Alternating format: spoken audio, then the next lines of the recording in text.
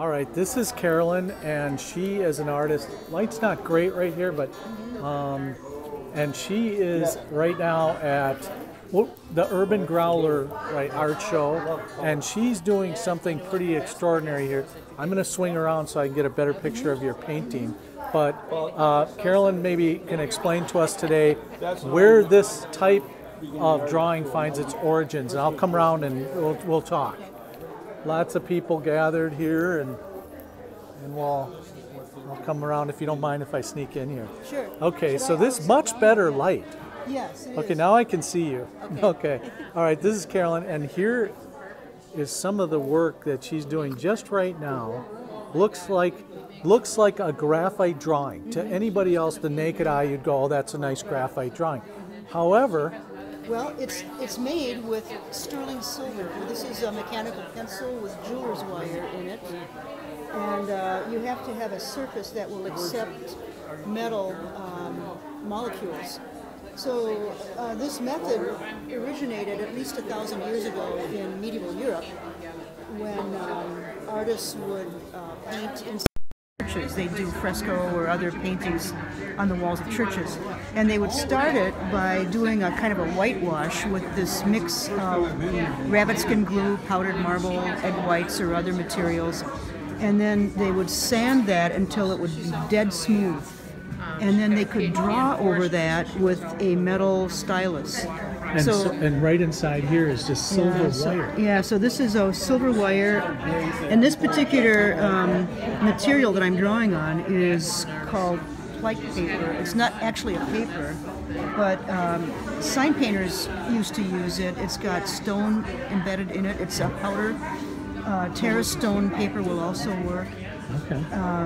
But this will accept brass, silver, gold, copper, aluminum, any form of metal, and you can draw with it. And then over time, once the drawing is complete, it will oxidize and tarnish. And of course, different metals will tarnish in different ways, or oxidize in different ways. So this particular drawing I began in July, and you can see here how this has got a brownish tone to it. Yeah, it's already sort of turned to patina. Right. And then I had to put it aside for a few months, and I came back to it, and now I'm working on it. This is all the fresh marks that I've made in the last 2 days, and they're quite different. I don't know if I can tip this up. You can see that they're a little bit shiny, and it's quite a different tonality here. But eventually, this entire drawing will turn to be this. Will be tarnished. Yeah, and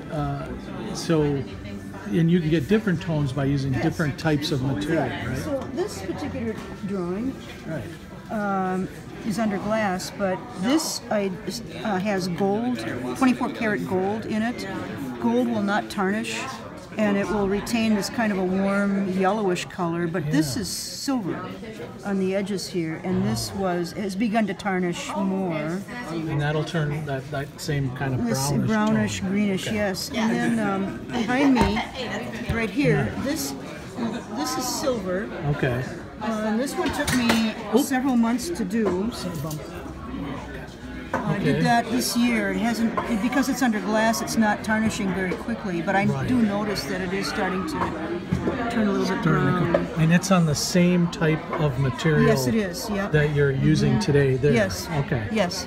Now this drawing is copper, and you can see there's a different texture under here, and that texture, I used that with the slurry mixture. I experimented with the slurry mixture, and it's more toothy. It's toothy, and because the slurry, when it dries, is so hard, it's really difficult to sand and get it as smooth as it really needs to be. So that's a result of my kind of lazy sanding. I didn't get it as smooth as it should have been, but.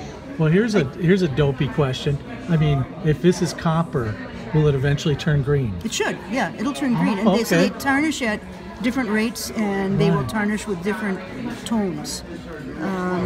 But this should eventually look sort of like your grandmother's silver service, or your great aunt's teapot or something. But And so, just Karlyn, how much time goes into a drawing like this particular drawing here? That took months. I would say that's about 3 months worth of work, working probably a couple of hours every day.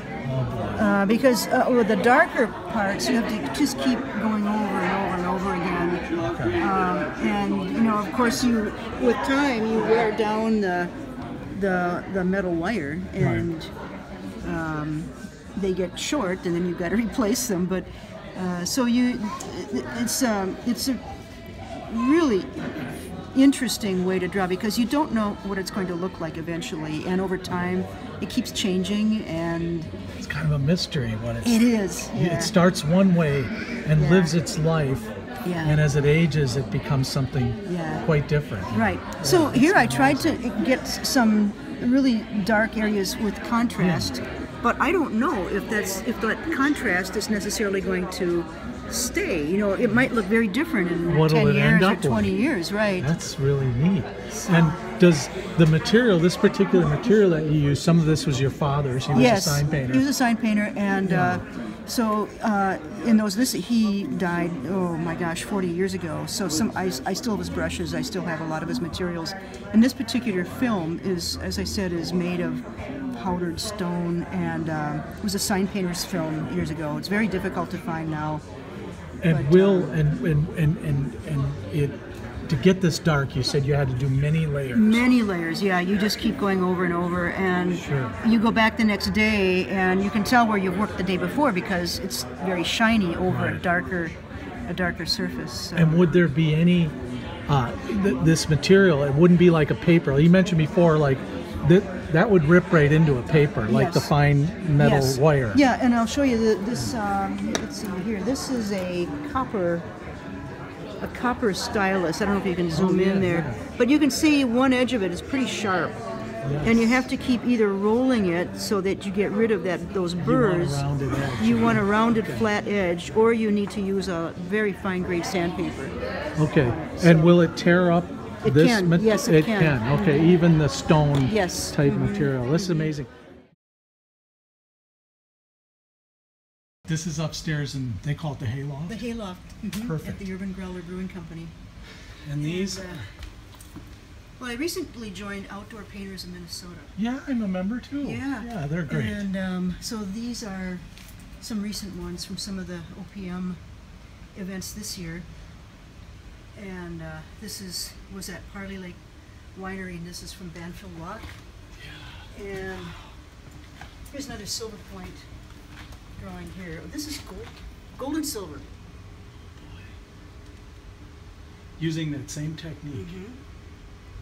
And this is also that the ground with the slurry that I made that was so difficult to sand down. That's amazing. Yeah.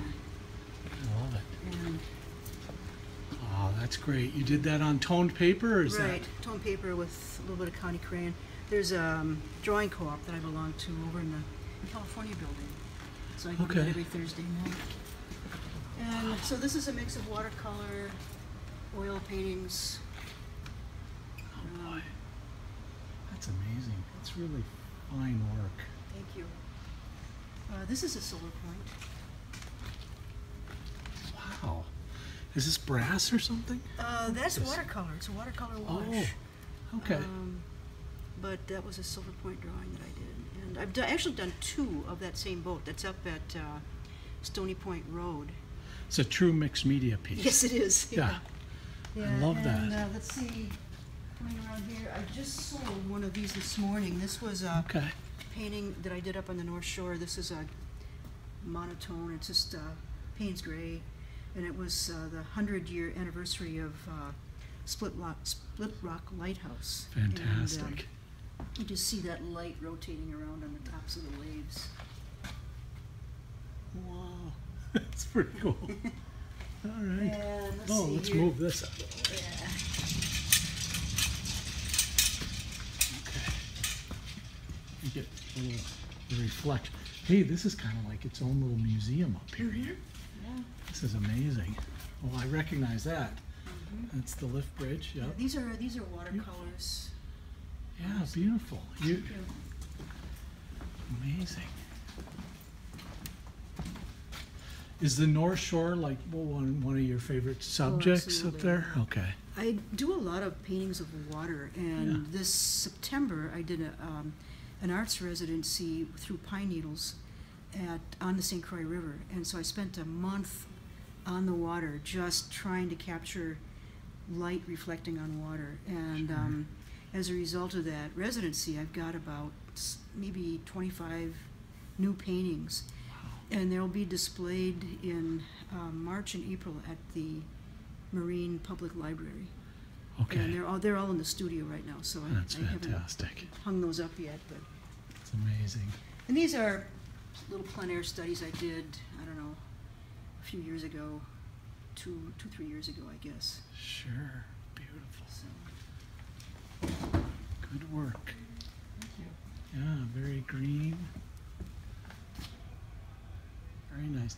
Are you using gouache in there, or There's a little gouache, yeah. Actually, there is some Okay. gouache. I noticed a little Yeah. maybe That's in there. right. Yeah, it Mhm. looks good. It highlights the Yeah. splashing waves. It looks Mhm. great. Yeah. Wow, thank look you. at this work.